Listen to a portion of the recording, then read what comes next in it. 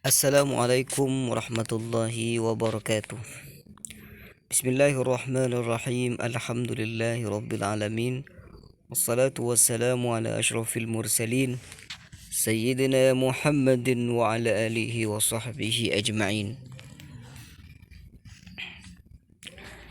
Masih kita melanjutkan pembahasan uh, dalam kitab Fathul Qadir Matan Abi Syuja' atau Matan Takrib, dan kita sampai dalam pembahasan faslun wala yajuzu isti'malu awani dhahabi wal fiddati wa yajuzu isti'malu ghairihima minal awani. Faslun yaitu satu fasal, wala yajuzu dan tidak boleh, isti'malu awani dhahabi apa menggunakan wadah-wadah yang terbuat dari emas, wal fiddati dan perak, wa yajuzu isti'malu ghairihima, wa yajuzu dan boleh, isti'malu ghairihima apa menggunakan wadah selain dari zahab dan fiddah, selain dari emas dan perak, minal awani dari wadah-wadah yang lain. Jadi dalam fasal kali ini musannif menjelaskan bahwasanya kalau wadah-wadah itu terbuat dari emas atau perak maka tidak diperbolehkan. Hukumnya haram menggunakan wadah-wadah yang terbuat dari emas atau perak. Jadi misalkan piring terbuat dari emas, hukum menggunakannya tidak boleh. Atau bolpen terbuat dari emas, ya misalkan, itu hukumnya tidak boleh. Jadi hukumnya menggunakan itu tidak boleh, atau membuatnya tidak boleh juga. Misalkan Ustadz, saya ingin membuat bolpen terbuat dari emas, tapi saya tidak ingin menggunakan bolpen itu hanya sebagai hiasan saja Ustadz. Tetap aja tidak boleh. Kenapa? Karena bisa saja entar digunakan. Bisa saja entar piring yang terbuat dari emas itu entar digunakan. Maka ittikhaduhu atau membuatnya juga tidak diperkenankan. Siapa yang tidak boleh menggunakan itu? Apakah hanya orang laki-laki saja? Tidak, semuanya itu tidak diperbolehkan. Entah itu perempuan ataupun laki-laki tidak diperbolehkan menggunakan wadah yang terbuat dari emas atau perak. Wa yajuzu isti'malu ghairihima minal awani, dan diperbolehkan menggunakan wadah-wadah yang lain, ya besi dan semacamnya, itu hukumnya boleh. Tapi kalau emas dan perak itu tidak diperbolehkan. Itu dicegah dan dilarang oleh baginda Nabi Muhammad sallallahu alaihi wasallam.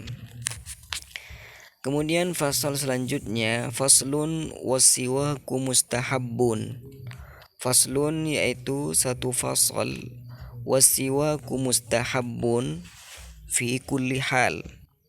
Wasiwaku dan siwak mustahabbun yaitu disunnahkan, fi kulli halin dalam setiap keadaan, illa ba'da zawali lis-shaimi, kecuali setelah tergelincirnya matahari, lis-shaimi bagi orang yang berpuasa. Wa huwa fi thalathati mawadhi'a ashaddu istihbaban. Wa huwa dan siwak tadi, fi thalathati mawadhi'a dalam 3 tempat, asyaddu yaitu sangat, istihbaban sangat disunnahkan, yaitu yang pertama inda taghayyuril fami, ketika berubahnya bau mulut. Inda taghayyuril fami, ketika berubahnya bau mulut. min azmin dari azam. Azam ini artinya ada yang mengartikan lama tidak berbicara, ya, lama tidak berbicara, diam, selalu diam, tidak berbicara. Ini menyebabkan mulut ini akan bau. Atau azmin di sini ada yang mengartikan makan makanan yang bau, seperti makan bawang putih atau makan bawang merah, itu kan bau itu. Jadi kalau bau mulut ini sudah mulai tidak sedap, itu dikatakan dengan azam wa ghairihi dan yang lainnya. Yang penting bau mulut ini sudah tidak enak lagi. Kemudian yang kedua, wa indal qiyami minan naum. Wa indal qiyami, dan ketika bangun, minan naumi dari tidur, ya, ketika bangun tidur.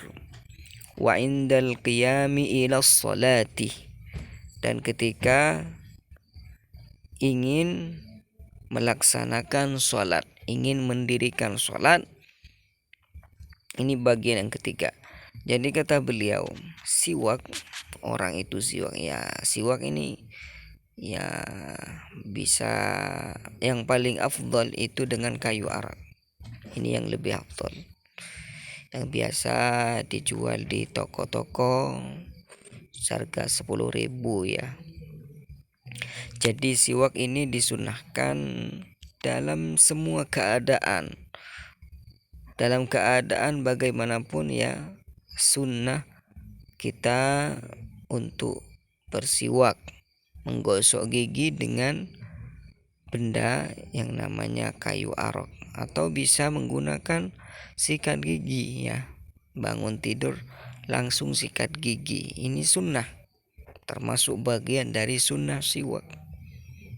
Gak ada kayu arok, tisu mah gak apa-apa, baju atau kain, yang penting bisa digunakan untuk bersiwak.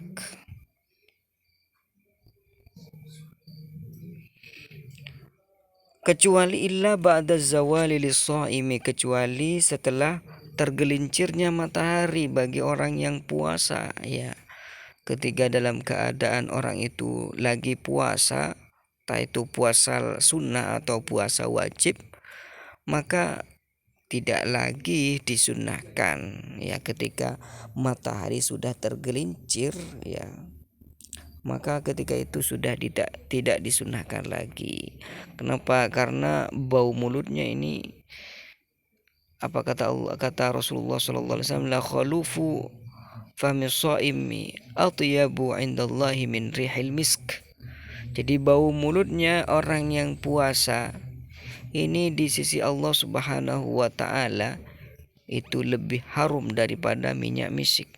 Jadi kalau digosok, ya, dihilangkan baunya, ya, sudah hilang, ya. Jadi agak hilang bau mulutnya. Sedangkan bau mulutnya itu menurut Allah Subhanahu wa taala lebih harum daripada minyak misik. Sehingga orang yang puasa, ya, tidak bersiwak, ya, setelah tergelincirnya matahari. Wa huwa fi thalathati mawadhi'a ashaddu istihbaban, dan siwak ini sangat dianjurkan sekali dalam 3 keadaan. Yang pertama, ketika mulut ini sudah tidak sedap lagi, baunya itu sudah tidak sedap lagi, tidak enak, maka ketika itu sunnah untuk bersiwak.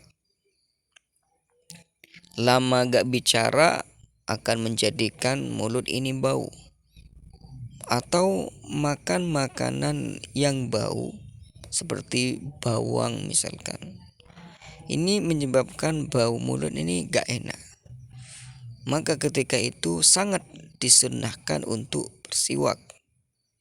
Maka sehabis makan bawang misalkan, maka hendaklah orang itu untuk sikat gigi biar baunya hilang. Dan juga ketika orang ini sesudah bangun tidur ya, sudah bangun tidur, maka langsung bersiwak atau gosok gigi pakai sikat gigi.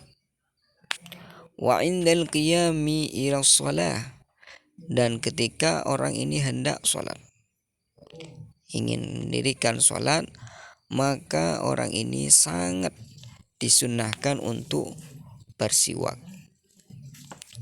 Apa kata Nabi Shallallahu Alaihi Wasallam? Laula an asyukka ala ummati la amartuhum bisiwak. Apabila tidak memberatkan pada umatku, kata Nabi, niscaya aku perintahkan mereka untuk bersiwak ketika mereka ingin mendirikan sholat. Juga ada riwayat-riwayat yang lain bahwasanya sholat dengan memakai siwak ini lebih baik daripada 70 kali ya, 70 kali orang sholat tanpa memakai siwak. Ini ada riwayah seperti itu. Wa sallallahu ala sayyidina Muhammadin wa ala alihi wasallam walhamdulillahi rabbil alamin.